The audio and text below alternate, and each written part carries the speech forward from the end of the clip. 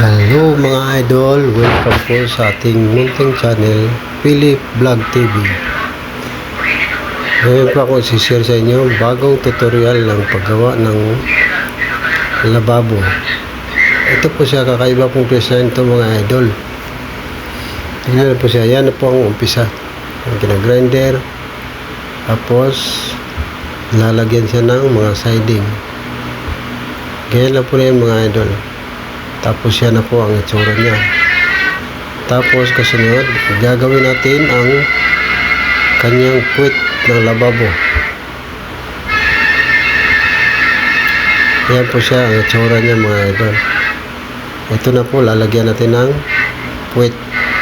Kaya simbol natin ang puwet ng lababo.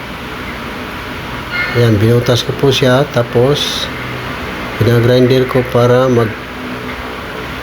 maganda ang seating nung yan, ganyan waste drain. Yan po mga idol, kailangan maganda po ang seating niya para wala siyang leak. Ayan, pagkatapos yan, ididikit natin siya dyan sa kanyang pinakaulo. Ayan, ginuguhitan ko po siya, ganyan. Pagkatapos, hinahati. Ayan, ganyan. Pagkatapos ko siya hinahati, ayan, sinusukat ko. Tinatsansya ko kung kailangan 0-0 yung paglagay mo dyan para pag salpak mo dun sa puwet ng lababo, saktong-sakto siya.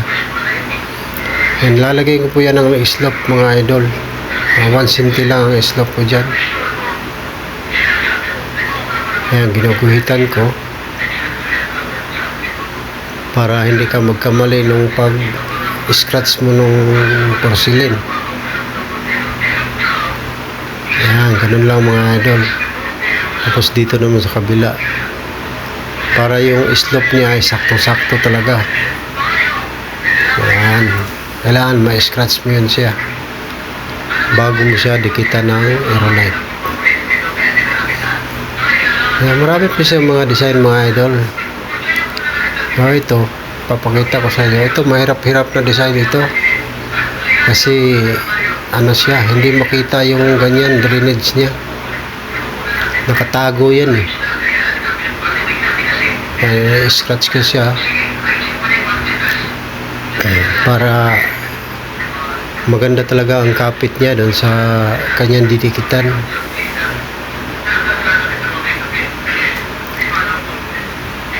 Panoorin nyo lang po mga idol hanggang sa matapos yung video para matuto din kayo. Maganda itong pagkakitaan mga idol, lalo na dyan sa katulad sa atin mga construction worker. Ayun, kailangan i-scratch mo yan siya lahat.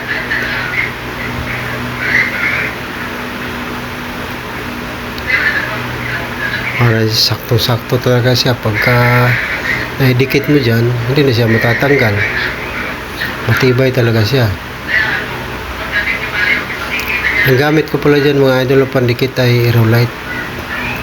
Yung para siyang epoxy sa mats na mats talaga siya sa porcelain. Pagka naidikit mo, hindi na talaga siya matatanggal. Ayun na, nagmix na po ako dyan mga idol, aerolite. Kailangan yung pag-mix mo dyan, equal talaga. Para matibay talaga siya pagkadikit. Ganyan lang po yan mga idol. Kailangan i-mix mo mabuti.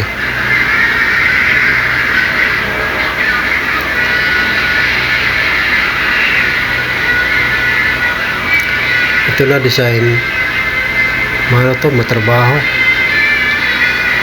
Kailangan matyaga ka talaga. Kailangan maganda yung pagkalagay mo ng aerolite mga idol para hindi talaga siya nagkakaroon ng leak.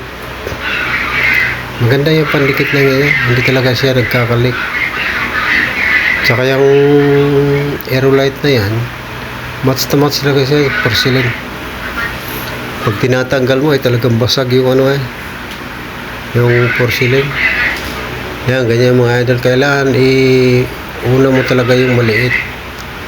yung kakabitan ng waste drainage niya. Kailangan sakto-sakto yung hati niya para hindi ka ma-short paglagay mo, pagsalpak mo rin sa puwet ng lababo.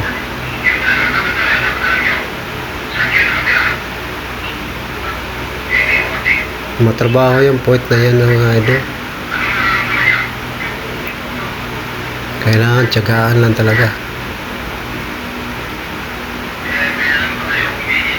Pag tinapos mo itong video mga idol, makikita mo yan, ang ganda talaga niya. Kasi yung waste drainage niya, hindi mo talaga siya makikita. Nakatago talaga siya.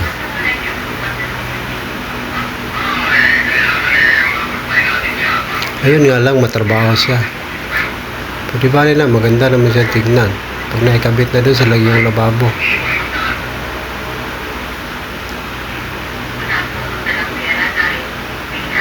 Yan talaga sa mga idol, kinukompleto ko talaga yung video ng paggawa ng puwet ng lababo na yan para makita nyo talaga kung paano ko kinakabit. Kasi pag once na nagkamali ka dyan ng kabit, magkakaroon ng leak yan.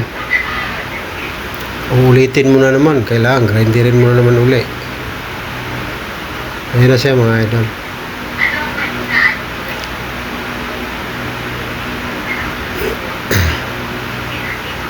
Kailangan maganda talaga yung pagkaano niya, pagka-align. Lalagyan ko siya ng slope, 1 cm doon sa kabila, 1 cm din dito sa kabila. Sigurado talaga wala siyang panding na tubig doon sa magkabila. Diretso talaga siya dyan sa may waste drainage niya.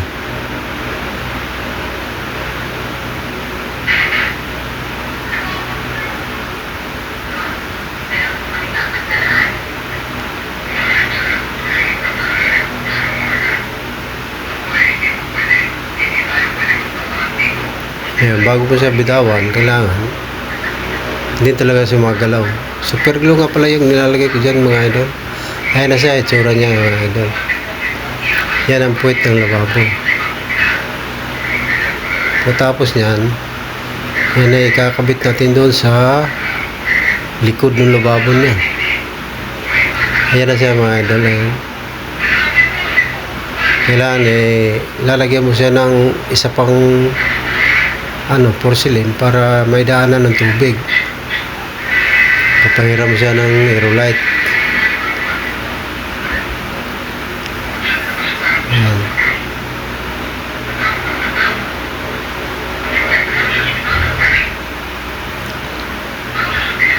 Ito kasi kinukumpleto ko talaga yung video nito mga idol para makita nyo talaga. Kasi masilan yung paggawa ng puwet ng lababo. Kasi pag oras na ano mo dyan, nagkamali ka, kakaroon siya ng leak. Kaya mahirap pa naman mag-repair, kaya kailangan talaga pulido pagkatrabaho ng puwet ng lababo.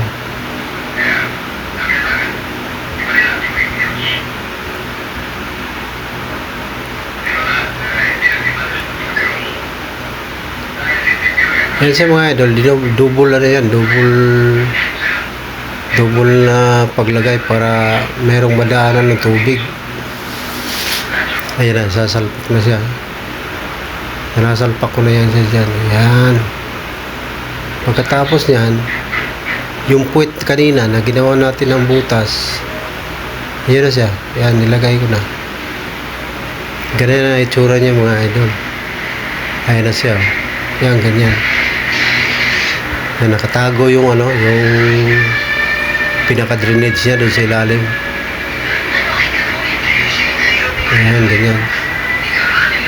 Tapos makikita mo yan. Ayan na siya mga idol.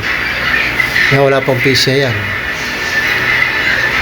Tapos papakita ko yan, may butas doon. 5 mili lang yung butas niya eh. Hindi mo talaga makikita, hindi mo na makikita yung drainage. Maganda siya tingnan mga idol, lalo pag may pisya. Ayan, may pisya na kinakabitan ko na siya ng pisya. Yan, ganyan na po siya mga idol. Diba? Maganda. Yung butas niya, 5 mili lang.